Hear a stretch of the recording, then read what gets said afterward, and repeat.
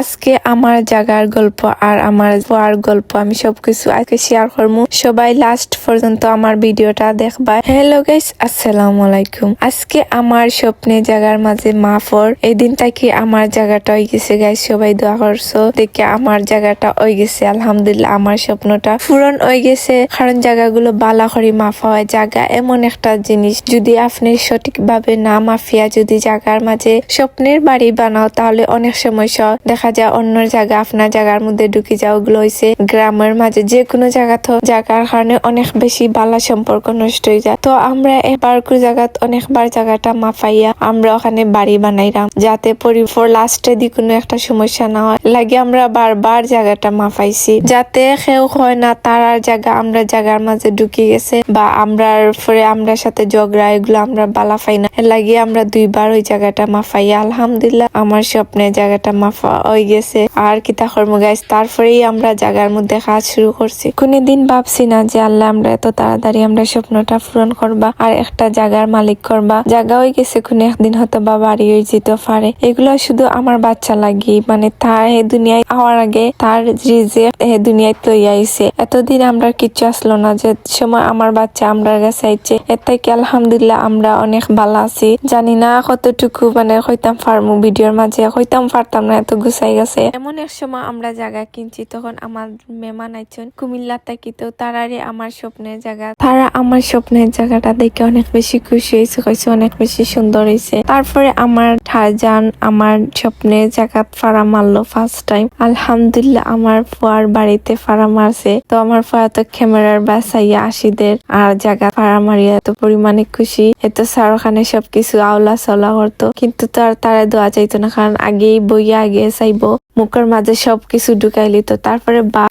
মিলিয়া খেলাধুলা করো ওখানে আর বাপে ফুয়ার করে ওখানে তোমার স্বপ্নের বাড়ি হইব। তারপরে ফার্স্টে আমরা ইট আইছে গাইস, আমার স্বপ্নের বাড়ি ইট নিয়ে আওয়াইছে। তো ওখানে ইট রাখার আলহামদুলিল্লাহ আমার স্বপ্নের বাড়ি কাজ চলে। তো আমি আমার পারে নিয়ে আইয়া সবকিছু দেখলাম, ওখানে কাজ চলেননি। ফার্স্ট থেকে আমি দেখাইলাম গাইস আমি কিতা কিতা করলাম, জায়গা কিনা, জায়গা কাজ দৌড়ানি বা সবকিছু কিনাকাটা সবকিছু আপনার কাছে শেয়ার করলাম, কারণ আপনারা আইছেন আমার ভালোবাসার মানুষ। জায়গার কাজ করতে করতে আমার ভালোবাসার জায়গা থেকে একটা গিফট আইছে গাইস, খেজুর। ফুটবেলি পেজ থেকে আমার লাগে খেজুর পাঠানিয়েছে। তো খেজুর গুলো দেখে আমি অনেক বেশি খুশি হয়েছি, কারণ রমজান মাস আইছে তাহলে খেজুরটাই লাগবো। তারপরে আমার সোনার টুকরা ফুয়া বাড়ির কাজ নিজে একলা সবকিছু করে, একলাই আমার ফুয়া সব করতে পারবো আলহামদুলিল্লাহ।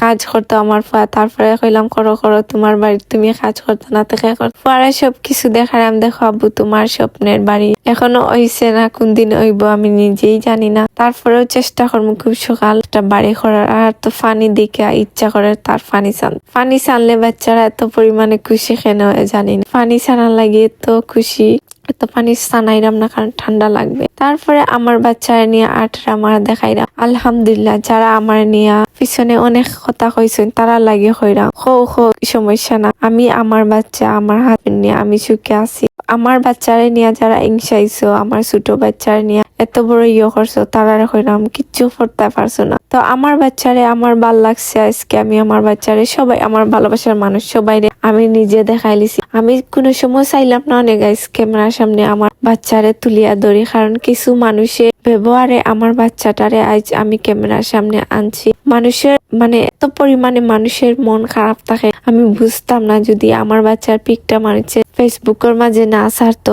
যে ভিউ লাগি এত পাগল, নিজের বাচ্চা একটা জন্ম দিয়া নিজের বাচ্চার পিক ছাড়ো, এখানে ভাই আমার বাচ্চার পিক নিয়ে ছাড়তা। এত পরিমাণে ইচ্ছা যদি তোমার ভিউ ফলোয়ার বাড়ানি, নিজে একটা বাচ্চা জন্ম দাও, তারপরে বাচ্চা দিয়ে ভিউ আমার বাচ্চার পিছনে এখানে লাগছে। তোমার কইরাম তুমি আমার ভিডিও দেখো, তো আমার বাচ্চার পিক ছাড়িয়া তোমার কিতা লাভ হইছে? কোনো লাভ হইছে না।